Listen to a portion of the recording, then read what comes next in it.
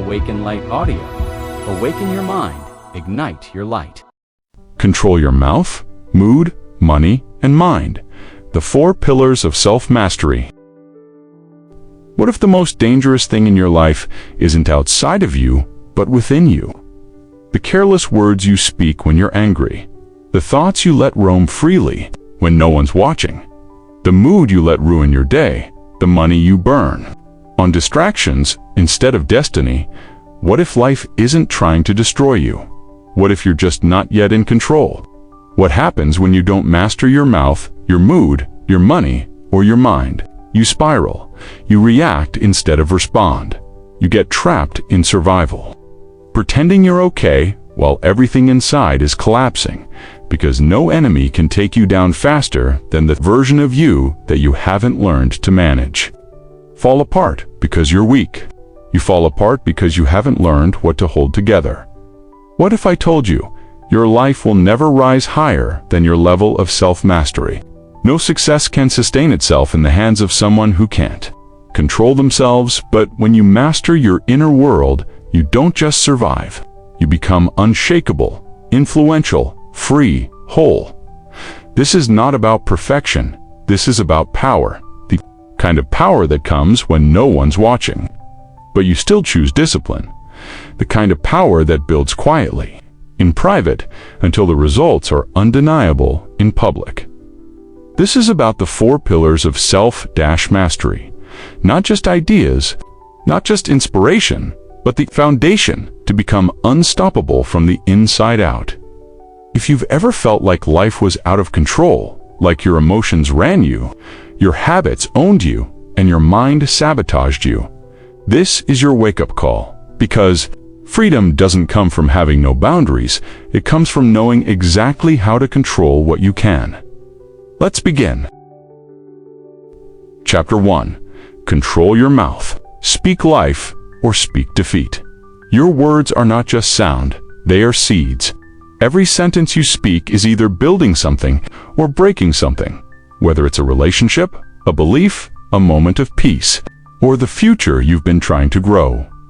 Your mouth is a tool of creation or destruction.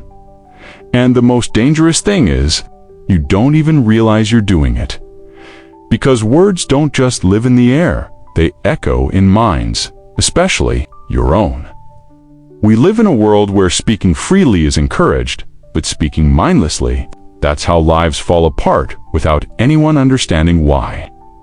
You speak defeat and wonder why your hope feels distant. You speak judgment and wonder why people walk away. You speak fear and wonder why courage won't show up. It starts with your mouth and what you let it unleash.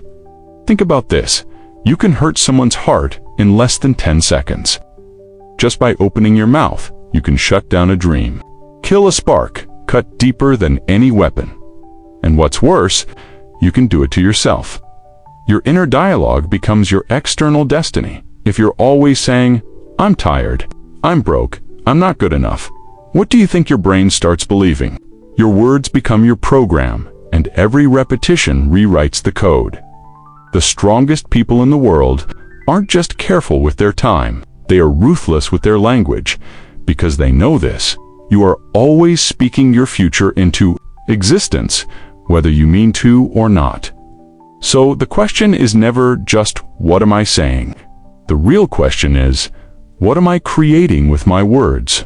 The first practice today, the power of pause. Before you speak today, pause.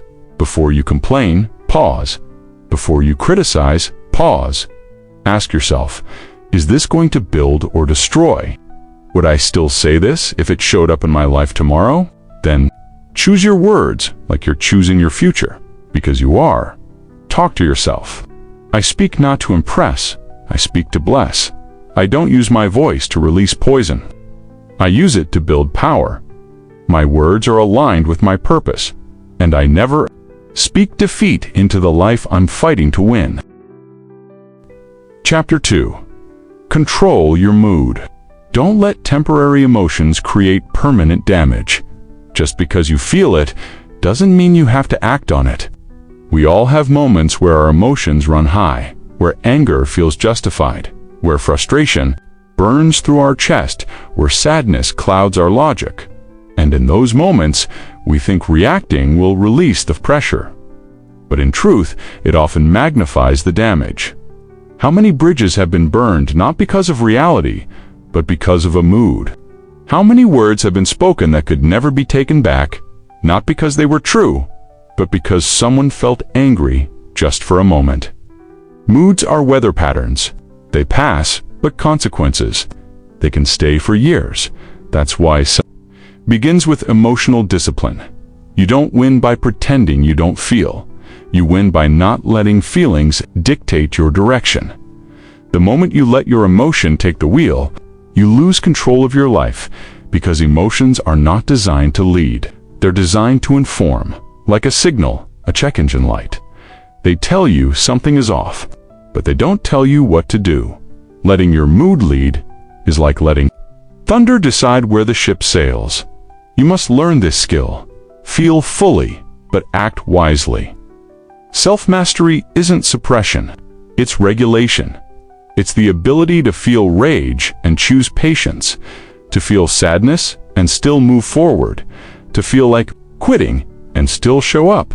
Because here's the truth, the people you admire for their strength, they don't feel less than you. They just control what their feelings get to control. They don't let bad moments ruin good relationships. They don't let passing emotions write permanent chapters, and neither should you. Second practice, the mood. Audit today. When you feel an emotion rise, name it. Don't just react. Pause and identify. Is this stress, fear, envy, loneliness? Then ask yourself, is what I'm about to do from my emotion or from my intention? If it's not from your intention, step back, walk, breathe, recenter. The goal is not to feel less. The goal is to act from alignment, not reaction. Remember that my emotions are real, but they don't run my life. I feel deeply, but I move deliberately. I don't sabotage what I've built for a feeling that will pass. I master my mood, so I don't damage what matters. Chapter 3. Control your money, respect it, or chase it forever. If you don't respect money, it will never stay. Money is not evil. It's not dirty. It's not something to worship. It's a mirror, a reflection of your habits, your mindset, and your level of self-respect. You don't need to be obsessed with money, but you do need to stop disrespecting it. Because when you disrespect money, it runs from you. And when you live in chaos with your finances, life never feels safe. Let's be honest. Too many people are broke not because they don't earn enough, but because they don't control what they keep. They chase lifestyle over legacy. They chase appearances over assets. They spend for validation and scroll for escape. And then they wonder why freedom feels out of reach. But hear this. You cannot build a powerful life while being reckless with your resources. Money isn't just numbers. It's energy. Every dollar you spend is a vote, a declaration of what matters to you. And if your money only goes to indulgence, distraction, or approval, what does that say about what you value? Controlling your money doesn't mean becoming greedy. It means becoming responsible. It means realizing that financial peace gives you freedom to think, move, and build. It means understanding that wealth isn't loud. It's strategic. Don't chase what you can attract by becoming a better steward. It's not about how much you earn. It's about what you do with what you have. Because here's the truth. No one wants to hear, if you can't manage $100, you won't manage $100,000. Self-mastery in money isn't about the amount. It's about discipline, clarity, and consistency. The third practice, the money mindset reset. Today, track every dollar, not to restrict, but to become conscious. Ask yourself, is this purchase aligned with the future I'm building or the emotions I'm avoiding? Then, commit to one money habit shift. Maybe it's budgeting weekly. Maybe it's saving 10%. Before you spend anything, maybe it's simply pausing 24 hours before any non-essential purchase. Start small. Stay consistent, and watch how respect turns into results. Tell yourself, I don't chase money. I attract it through discipline. I don't spend to impress. I invest to progress. Every dollar I manage is a seed. I plant intentionally so I can harvest freedom. Chapter 4. Control your mind. Train it, or it will trap you. Your mind is your master, unless you train it to serve you. Most people live as prisoners inside their own thoughts. They wake up every day and obey the same fears, replay the same doubts, believe the same limitations over and over again. But what if I told you this? The battlefield of life is not out there. It's in your head. And if you win there, you win everywhere. Your mind is a garden. What are you planting daily? If you plant fear, you'll grow hesitation. If you plant doubt, you'll grow self-sabotage. But if you plant clarity, courage, and intention, your entire life will shift. You can't stop every thought from coming in, but you can choose which ones get to stay. Because here's the truth. Your thoughts are not always facts, but they are always powerful. And if you don't become aware of the story playing on repeat inside your mind, you'll start living like it's true, even when it's not. Your mind is programmable, and every word you say to yourself is a line of code. If you keep saying, I'm not ready, I always mess up, nothing ever works out for me, then don't be surprised when your life mirrors that script. Self-mastery of the mind starts with self-awareness.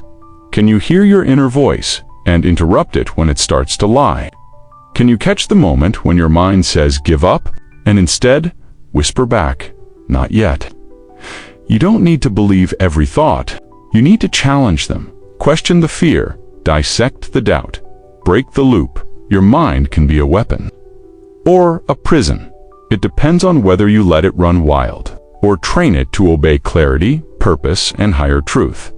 The next practice, rewire the thought loop. Start with this. Catch a recurring thought that disempowers you. Write it down, then ask, is this absolutely true? Can I prove it? Now rewrite it into something more empowering, even if your emotions haven't caught up yet. Do this daily. Repetition reprograms the system. Remember, the mind loves patterns, so give it better ones. Remind yourself, I don't obey every thought I have. I train my mind to serve my purpose. Fear might visit, but it will not stay. My mind is not my master. It is my ally because I taught it to be. Chapter 5. Control begins with awareness. You can't change what you're unaware of. Learn to observe without judgment, because every breakthrough starts with brutal honesty. What if the real reason you feel stuck is because you're unaware of what's actually holding you back? What if the chains aren't external, but unconscious? And what if the first step to freedom isn't action, but attention? You can't fix what you don't face, and you can't face what you're blind to. We talk about control like it starts with doing, with routines, with habits, with change. But long before the action comes awareness. Self-awareness is the foundation of self-mastery. You don't gain control by controlling others. You gain control by noticing your own patterns, clearly, without shame. Because here's the truth, most people aren't choosing their lives. They're reacting from autopilot. Replaying the same emotions, justifying the same excuses, avoiding the same fears every single day. You snap at someone, not because they deserve it, but because you haven't processed your inner pressure. You procrastinate, not because you're lazy, but because you're afraid to be seen trying and failing. You overwork, not because you're ambitious, but because deep down you're terrified of not being enough without achievement. These aren't flaws, these are signals. They're pointing you inward, asking you to observe. And until you become radically honest about what's actually happening inside of you, you'll keep repeating the same. Results? Awareness is not about judging yourself. It's about witnessing from a higher place. Noticing the trigger without becoming the trigger, observing the pattern, without falling back into it. One more practice, the 3-second mirror. Next time you feel frustrated, anxious, or avoidant, pause. Don't react. Take just 3 seconds and ask yourself, what am I really feeling right now? What am I believing that's making me feel this way? You'll be amazed at how often your reaction has nothing to do with the current moment and everything to do with a belief or wound you haven't faced. That awareness alone gives you power, because once you see the pattern, you can shift it. But not before. Self-control doesn't begin with discipline. It begins with awareness. The courage to pause, to observe your impulses, your habits, your hidden motives. And when you do this daily, even just for a few minutes, you slowly break the cycle. You stop reacting, you start responding. And that is the beginning of freedom. Tell yourself, I don't fear my flaws. I face them because the truth, even when it's uncomfortable, sets me free. Chapter 6. Rewire your habits. Your daily discipline is your destiny. You don't rise to your dreams, you fall to your systems. And what you do every day shapes who you become. You don't suddenly become disciplined. You don't wake up one day with bulletproof consistency. You build it one habit, one decision, one moment at a time. Everyone wants transformation. Few are willing to repeat the small, unglamorous steps that lead there. But here's the hard truth. You won't rise to the level of your goals. You will fall to the level of your habits, your morning routine, the thoughts you entertain, the foods you consume, the people you respond to, the way you spend your first hour of the day and your last. These are the bricks that build your future, or the weights that hold it down. Habits are not just actions. They are evidence of your identity. You don't brush your teeth because it's convenient. You do it because you've identified yourself as someone who values hygiene. The same goes for discipline. It doesn't become effortless because of motivation. It becomes inevitable when you see yourself as someone who shows up. Ask yourself, what is my life repeating without my permission? What default loops am I running every morning, every evening, that are creating the life I no longer want? Another practice, the habit audit. Take inventory of your current daily rhythms, not just what you do, but why you do it. What's the first thing you touch in the morning? Your phone or your breath? What's your default when stress hits? Numbing or addressing it? What are you feeding your mind? What voices are shaping your inner world? Now ask, which one of these habits is keeping me stuck? Which one, if done consistently, could change everything? Start small, but start intentionally. Replace scrolling with journaling. Replace reacting with planning. Replace complaining with gratitude. Not to be perfect, but to be aware, because once you change what you do repeatedly, you change who you become. Permanently. The life you want is not hiding in a leap, it's waiting inside a system, a structure that supports your goals, a routine that makes growth automatic. And it's not about being robotic, it's about being reliable. Reliable to yourself, reliable to your calling. And the only way to trust yourself again is to show up daily. Remember, success is not built in a day, it's built daily. One decision, one habit, one identity shift at a time. Chapter 7. Identity is a choice. You become what you repeat. You're not defined by the past. You're defined by what you repeatedly choose in the present. Rebuild your identity by mastering your patterns.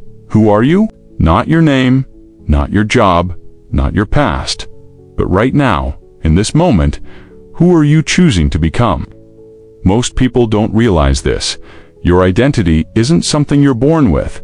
It's something you build. And you build it through repetition. The way you think, the way you speak to yourself, the way you act when no one is watching. These aren't just habits. They are signals you send to your brain every day saying, "This is who I am." If you wake up every morning and hit snooze 5 times, you're not just delaying your day, you're telling yourself, "I don't follow through." If you always say, "I'm just not that type of person" when challenged, you're not describing reality, You're defining it. But here's the truth. You're not stuck. You're patterned, and patterns can be rewritten. Corner of reflection, rewrite your identity. Take a moment. Answer this honestly. What are the repeated choices I make that keep me small? What labels have I accepted that aren't mine, but I keep wearing them like a second skin? Who would I become if I stopped repeating what no longer serves me? You see, change doesn't come from fighting the old version of you. It comes from feeding the new one. Feed the version that gets up when it's hard. Feed the version that forgives, but never forgets the lesson. Feed the version that shows up without needing applause, and soon you'll notice something powerful. You no longer have to believe in yourself from the outside in. You know who you are because you've proven it to yourself. Daily. The world keeps trying to define you, but it's not their job, it's yours. And every time you make a new choice, a better one, a braver one, you are casting a vote for the person you are becoming. So cast wisely, cast relentlessly, because your destiny is being written. Not in big moments, but in the repeated small ones that no one else sees. Talk to yourself. I am not my past. I am not my mistakes. I am what I repeatedly choose to become. And today, I choose to evolve. Chapter 8. Say no more often. Boundaries are self-respect. Control means choosing what you allow in. Learn the art of saying no to chaos, distraction, and energy drainers. Sometimes, the most powerful thing you can say is no. Not because you're mean, not because you don't care, but because you finally understand this. Truth. Every yes to something unworthy is a no to yourself. You can't be everything to everyone and still be anything to yourself. You can't keep giving access to your time, energy, and peace to people who haven't earned it. You think being nice means being available. You think being kind means saying yes, even when you're exhausted. But here's the deeper truth. Kindness without boundaries is self-betrayal. You weren't born to be a doormat. You weren't designed to carry the emotional weight of people who refuse to grow. You're not here to explain your worth to those who constantly question it. It's time to draw the line. The next practice. The power of sacred no. Start small. Say no to a conversation that leaves you drained. Say no to a habit that steals your time. Say no to someone who only shows up when they need something. And notice how your clarity returns, how your peace deepens, how your respect for yourself starts to rebuild. Because boundaries don't push people away.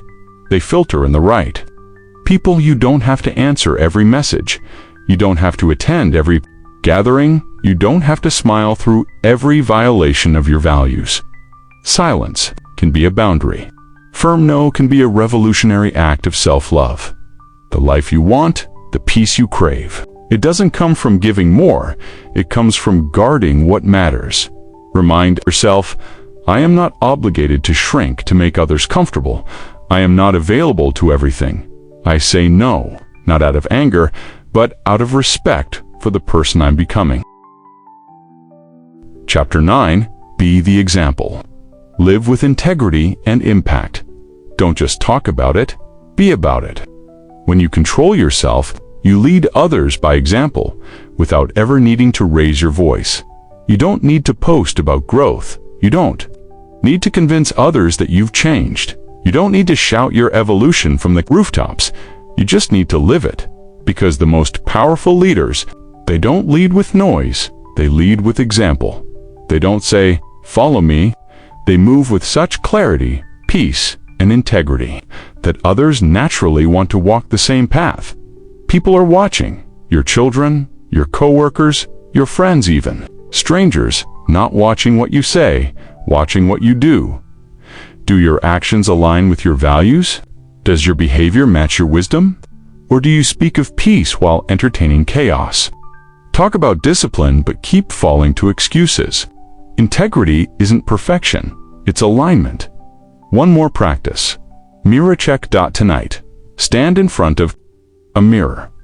Look yourself in the eyes and ask, am I living like someone I would admire? Would I follow me? if the world followed my habits, mindset, and effort, would it be better off? The world doesn't need another voice. It needs more examples. Quiet ones, consistent ones, grounded ones.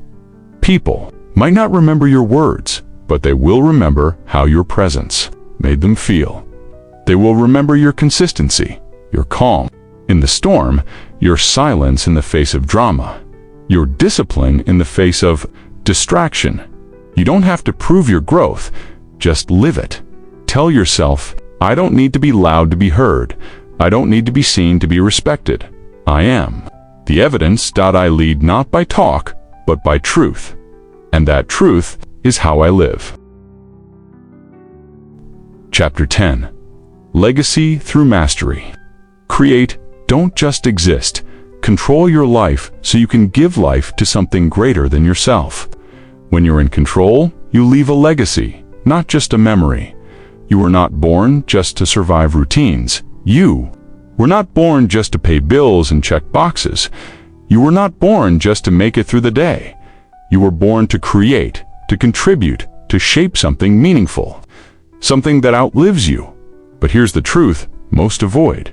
If you don't control your life will control you. And when that happens, you stop creating. You start drifting. You wait. You react. You exist. But you don't live. Look around. How many people live by default instead of design? They wake up tired, scroll to escape, work without passion, consume without reflection, sleep with regret, and repeat. That's not life, that's surrender. But you're here because you know there's more. You're here because you feel it, a quiet pull to something higher, a whisper that says, you are made for more. Legacy begins when you take ownership. Ownership of your energy, your time, your thoughts, your reactions, your habits, your purpose. Because when you master yourself, you unlock the ability to master what you create. And that creation, it's not just a business. It's not just a career. It's not just a family. It's a life. A life that leaves light wherever it goes. The last practice, the 3-question legacy exercise. Tonight, in silence, ask yourself, what will the world lose if I never become who I'm meant to be? What truth have I been afraid to live out loud? If today were my last, would I be proud of how I spent it? These aren't just reflections. They are invitations to begin again. On purpose, don't wait for the right time. Don't wait for more courage. Don't wait for perfect clarity. Start where you are. Start with what you have. Start with who you are.